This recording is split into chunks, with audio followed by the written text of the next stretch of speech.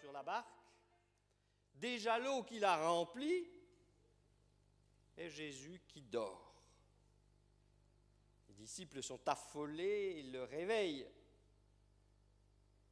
Et Jésus qui se lève et qui va menacer les vents et qui dit à la mer, « Tais-toi et fais silence ».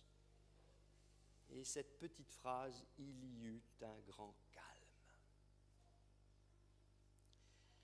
Ils vont arriver ensuite au pays des Gadaréniens. Nous sommes là au chapitre 5, dans ce premier verset. Et on nous dit que lorsqu'ils sont sortis de la barque, un homme s'est approché de Jésus, il avait sa demeure dans les sépulcres, et personne ne pouvait le lier, même avec une chaîne. Car souvent il avait eu les fers aux pieds et avait eu des liens de chaîne. Mais il avait rompu ces chaînes, brisé les fers, et personne n'avait la force de le dompter. Verset 7, Jésus va s'approcher de lui et on nous dit qu'il entendit une voix forte qui lui dit « Qu'y a-t-il entre toi et moi, fils du Dieu très haut ? Je t'en conjure au nom de Dieu, ne me tourmente pas. » Jésus disait « Sors de cet homme, esprit impur. » Et il lui demanda « Quel est ton nom ?» Il lui répondit « Mon nom est Légion. » Et alors qu'il priait, il y avait là, vers la montagne, un grand troupeau de pourceaux qui paissaient. Et les démons le prièrent, disant « Envoie-nous dans ces pourceaux afin que nous entrions en eux. » Et il leur permit. Et les esprits impurs sortirent, entrèrent dans les pourceaux, et le troupeau va se précipiter sur les pentes escarpées, et on nous dit que 2000 animaux vont se jeter dans la mer, dans ce lac. Jésus change de rive dans la barque et rencontre, au verset 23, un chef de synagogue, Jaïrus, qui vient se jeter aux pieds de Jésus et qui lui dit « Maître, ma fille est à la mort. Viens, fais quelque chose pour elle. » Et Jésus va avec lui. Et on nous dit qu'il y avait là beaucoup de monde, comme c'est la coutume dans ces pays d'Orient, lorsque quelqu'un est à la mort, on se rassemble, on crie, on fait beaucoup de bruit. Et alors que Jésus chemine vers la maison de cet homme, il y a une femme qui touche Jésus. Vous imaginez la scène où déjà beaucoup de gens suivent ce Jésus, qu'on ne connaît peut-être pas très bien, mais qui commence à jouir d'une certaine réputation de bien. Cette femme, très discrètement, touche son vêtement. Et au verset 29, on nous dit que Jésus a senti quelque chose qui sortait de lui-même. Et il pose la question, qui m'a touché ? Quelle question au milieu d'une telle foule. Et Jésus se tourne vers cette femme et lui dit, va en paix, sois guérie de ton mal. Puis il arrive là, chez le chef de la synagogue, et il y a là un serviteur qui vient tout près de Jésus et du chef et qui lui dit « Mais ta fille est morte !» Et au verset 36, Jésus se tourne vers ce religieux et il lui dit cette courte phrase, « Ne crains pas, crois seulement. » Et Jésus qui va se tourner vers cette foule passionnée, leur dit, « Mais pourquoi vous pleurez ? Pourquoi pleurez-vous? L'enfant dort. » Et il va prendre avec lui Pierre, Jacques et Jean, les parents de cet enfant. Il pénètre dans la chambre. Et au verset 41, il nous dit, il la saisit par la main et lui dit « Talitha Koumi », ce qui signifie « Jeune fille, lève-toi, je te le dis ». Et aussitôt la jeune fille se leva, se mit à marcher. Elle avait 12 ans, une enfant. Dans le chapitre 10 de l'évangile de Matthieu,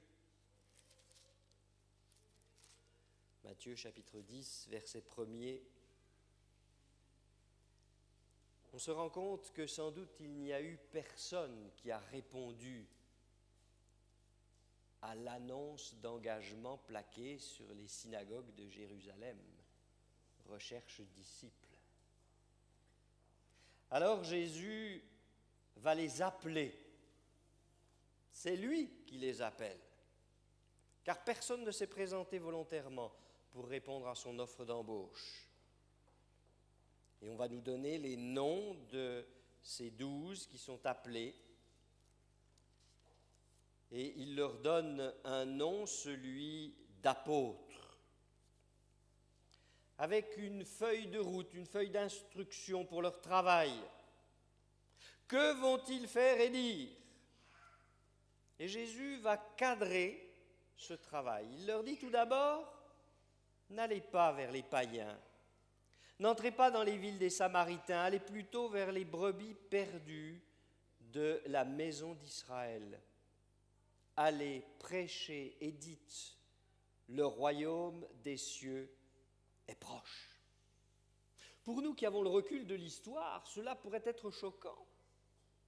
C'est curieux. Jésus qui est tellement ouvert à tous, sans aucune distinction, qui embauche du personnel pour faire son œuvre et qui dit « N'allez pas vers les païens, mais allez d'abord vers ceux de la maison. »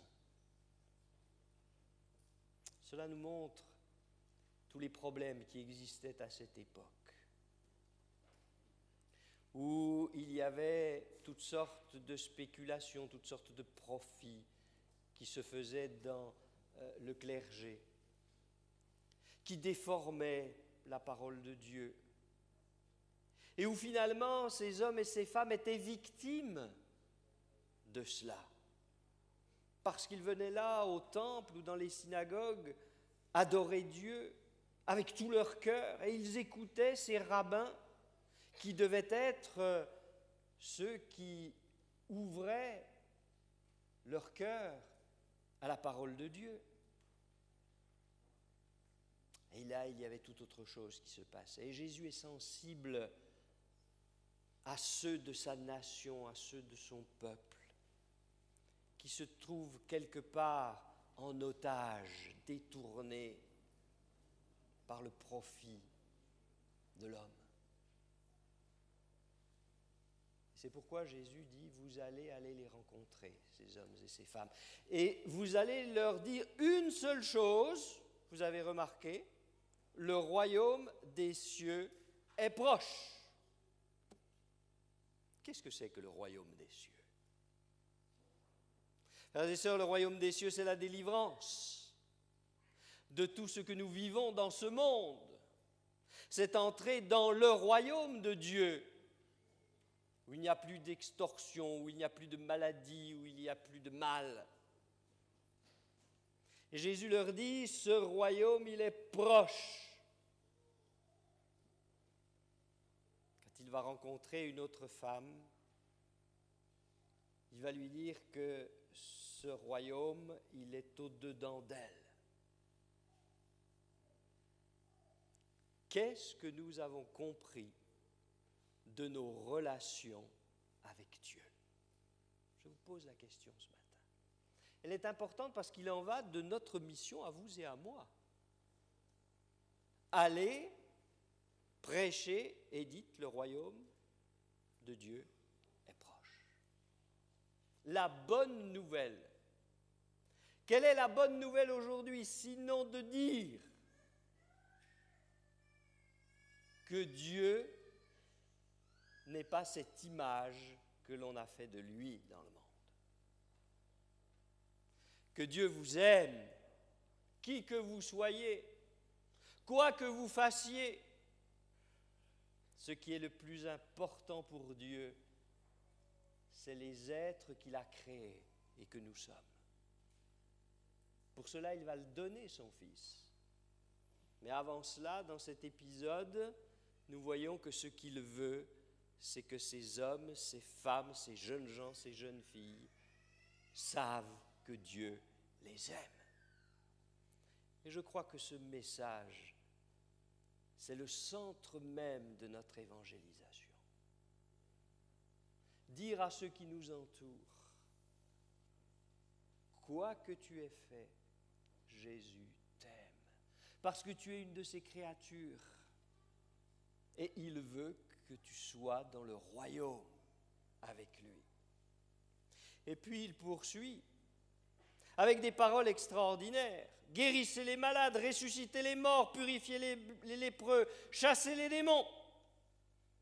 Vous avez reçu gratuitement, donnez gratuitement. Ne prenez ni or, ni argent, ni monnaie dans vos ceintures, ni sac pour le voyage, ni deux tuniques, ni souliers, ni bâtons, car l'ouvrier mérite sa nourriture.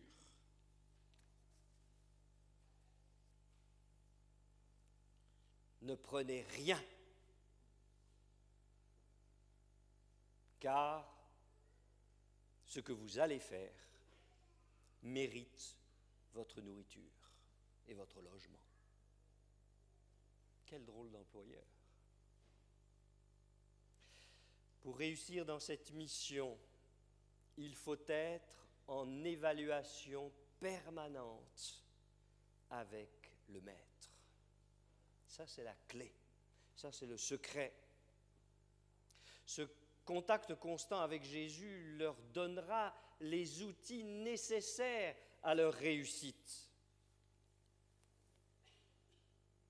Oui, chers amis, les temps ont changé, certes, mais les attentes de Dieu et du Christ sont demeurées les mêmes.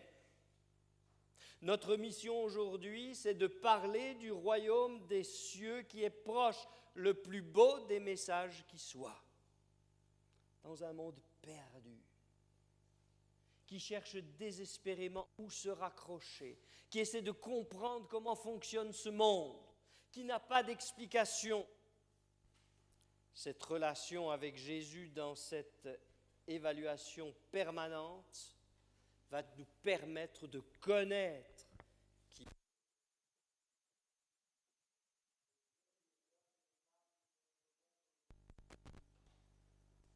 se déchristianisent, comme on a coutume de le dire, c'est parce qu'ils ne connaissent pas Dieu. Parce qu'ils ont une image déformée de Dieu, comme en avaient les contemporains du temps de Jésus. Et ils ont besoin de retrouver ce contact avec Dieu, ce Dieu qui les aime. Matthieu chapitre 12, verset 9. Étant parti de là, Jésus entra dans la synagogue. Et voici, il s'y trouvait un homme qui avait la main sèche. Ils demandèrent à Jésus, est-il permis de faire une guérison le jour du sabbat? Et on nous dit c'était afin de l'accuser. Chapitre 13, verset 1er, ce même jour, Jésus sortit de la maison et il s'assit au bord de la mer. Une grande foule était rassemblée devant lui. Il monta dans une barque et il s'assit. Toute la foule se tenait sur le rivage et il leur parla en parabole. Vous vous rappelez de cette parabole, je n'y reviendrai pas ce matin, des différents terrains. Première parabole dite du royaume. Donc ce qui va aider cette population au travers d'images connues de cette époque, de comprendre ce que Dieu veut faire avec les hommes.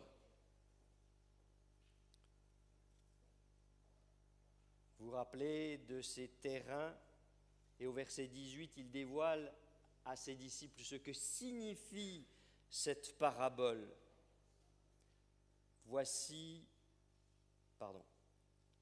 C'est pourquoi je leur parle en parabole, parce qu'en voyant, ils ne voient point, qu'en entendant, ils n'entendent ni ne comprennent.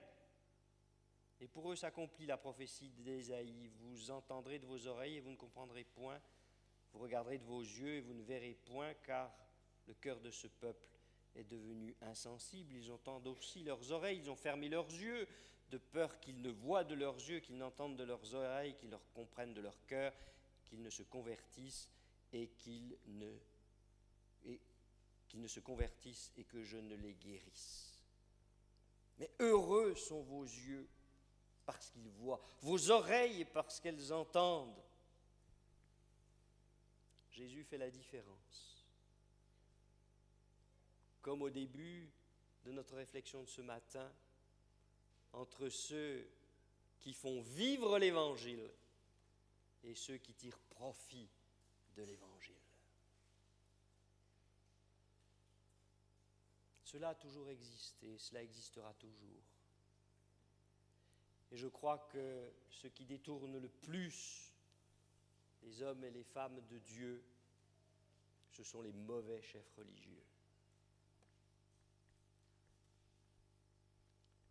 Nous avons au verset 31 une autre parabole que Jésus leur donne. Puis il leur parle du grain de moutarde, grain de sénévé. C'est la plus petite, il nous est dit, de toutes les semences, mais qui donne un arbre de 2 ou 3 mètres de haut.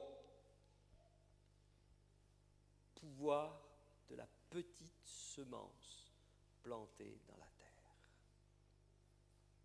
Si vous allez aux États-Unis, vous verrez ces grands arbres, les séquoias, où l'on passe en voiture sous leur tronc, arbres immenses. Pour vous qui venez des îles, vous connaissez sans doute le coco de mer, cet arbre de 10 à 15 mètres de haut. Je pourrais vous dire ce matin, peu importe que vous soyez séquoia, coco ou arbre de moutarde, ce qui compte pour le Christ, c'est que vous grandissiez dans la relation avec Dieu. C'est cela l'objectif. C'est ça l'objectif de toute une vie. Et je comprends que la Bible prenne du temps, que Paul ait largement parlé de cette relation avec Dieu qui est vitale. Parce que si je n'ai pas compris plus que les païens, alors à quoi ça me sert de dire que j'ai un Dieu ? À rien. Rappelez-vous l'importance de cette annonce pour nos contemporains. Le royaume des cieux est proche. Parce que Jésus vous aime. Parce qu'il veut que vous ayez avec lui cette évaluation permanente dans votre vie. Il veut être le coach de votre vie. Et un coach, vous le savez, cela se choisit. Parce qu'il faut des relations pour que ça marche. Puisse le Seigneur nous aider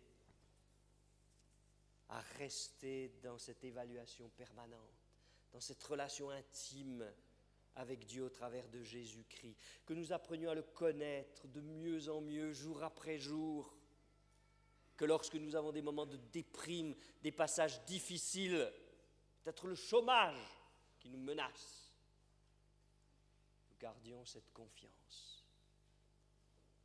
Où Jésus dit, non pas d'un seul coup, par un coup de baguette magique, je vais changer la situation. Non!